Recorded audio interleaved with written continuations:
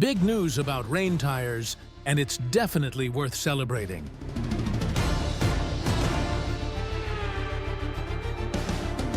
Hello, Pit Lane Report friends.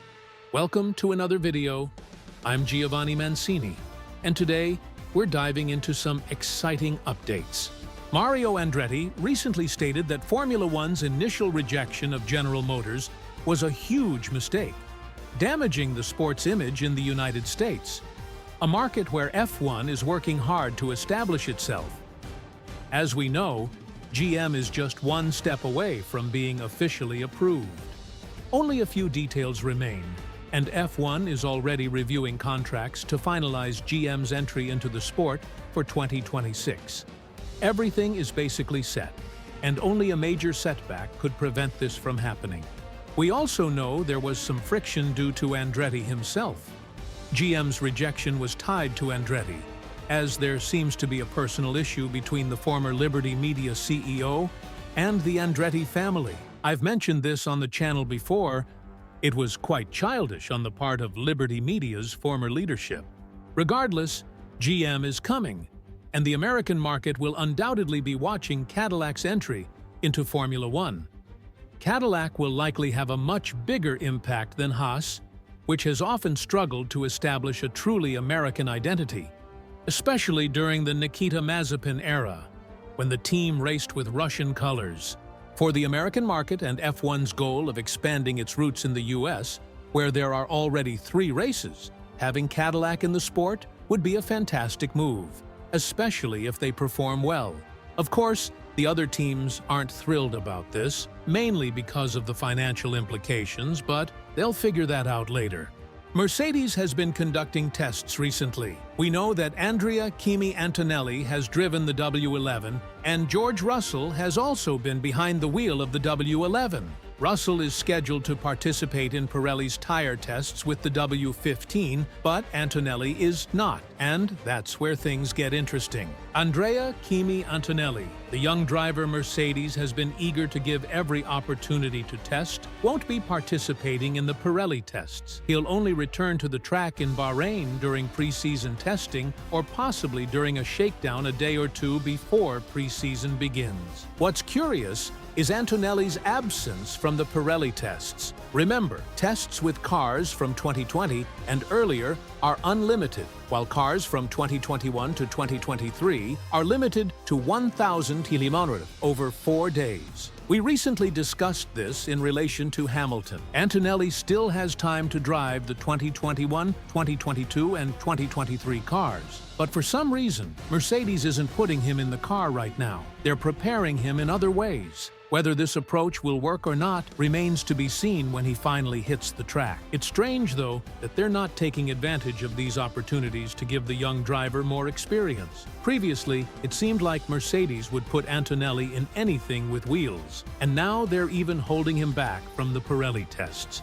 We'll have to wait and see. There's a lot of excitement surrounding Antonelli, and I can't wait to see him on track as soon as possible. David Coulthard downplayed Lewis Hamilton's crash during testing in Barcelona, attributing the incident to Hamilton's transition from Mercedes engines to Ferrari engines. Coulthard argued that Hamilton's long familiarity with Mercedes engines may have left him unprepared for the power delivery of Ferrari's engine. He also pointed out that mistakes during this type of testing are normal, as the driver is adapting to a new car, a new engine, and an entirely new system. Now, personally, I think the difference in engines could have played a role. But the crash at Barcelona's final corner, a high-speed turn with a bump, doesn't seem to be entirely about engine power. At that point, the driver is already flat out. I believe it's more likely that Hamilton simply made a mistake or hit the bump in the wrong way, causing him to spin. It's possible that the engine transition played a part, but I find it unlikely that it was the sole reason for the crash. Still, Coulthard's point is interesting and worth considering. Now, let's get to the main story of the video, the one worth celebrating. Pirelli is developing new ranges of tires for 2025. We'll have the new C6 tire, designed for street circuits. It's softer and will be great for qualifying. Street circuits, which tend to have lower tire wear, will benefit from this new compound, allowing for more strategic options. But that's not the big news. The real headline is this: Pirelli's new full wet tires are reportedly about 2 seconds faster and have a much wider operating window, significantly reducing overheating. This could be the first time since 2011, when Pirelli became F1's sole tire supplier, that we'll have rain tires that actually work. Do you understand what I'm saying? For the first time, Pirelli might have created a rain tire that performs well. Drivers have been complaining about the wet tires since 2011, saying they lack grip and don't work properly. On top of that, they create an absurd amount of spray. But the spray issue goes beyond just the tires. If this information about the new tires being 2 seconds faster and less prone to overheating is true, and if we see this in practice during races, then Pirelli has finally nailed it. We could have much more exciting wet races with fewer cancellations or delays, which have been all too common in recent years.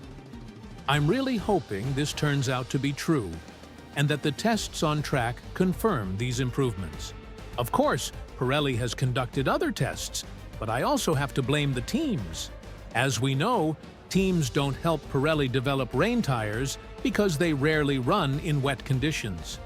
Teams don't make their cars or drivers available for testing, leaving Pirelli somewhat on the sidelines in this area. So, the blame isn't 100% on Pirelli. The teams share some responsibility too. But I want to know, are you as excited about this news as I am? Or do you think it doesn't really matter? Let me know in the comments. Don't forget to subscribe and hit the notification bell so you don't miss anything here on Pit Lane Report. A big hug, thanks, and see you next time.